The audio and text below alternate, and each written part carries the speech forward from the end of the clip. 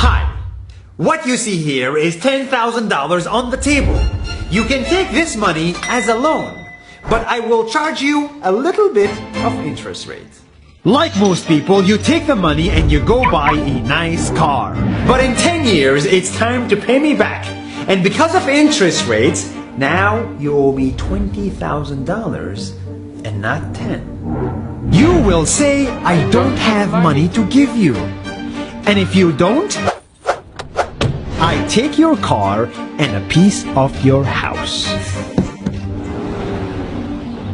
Damn. This is how debt works. And after 3 years of traveling the world, I noticed that this is exactly what China is doing. For example, take the small island nation of Sri Lanka. This developing country needs money and China has a lot of it. So Sri Lanka took billions of dollars in Chinese loans. It was easy money just there to be taken. And with that, they built skyscrapers, highways, airports, and shipping ports. The country grew and prospered. But few years later, this easy money came with interest rates, and Sri Lanka was so much in debt that it couldn't pay back China its money. And the only way out was to give China control of what they had built. In other words, Sri Lanka lost a piece of its home to China because of debt. This is the Chinese money trap. And it's a real thing I saw all over the world.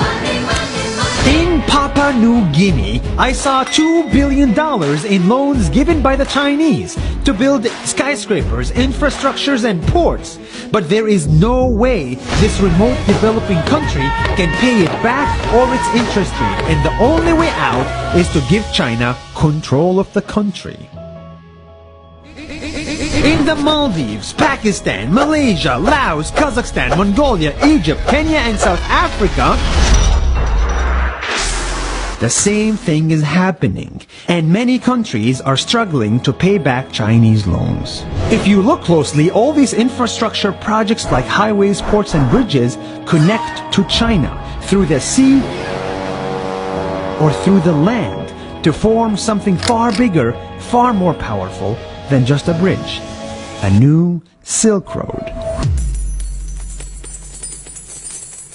The world is already made by China, and I think slowly it will be owned by China. Don't get me wrong, building bridges, ports, highways, and airports is a great thing for the people and the country, but they come at a very high cost. And when these countries can't pay back the loans, these countries will lose their homes.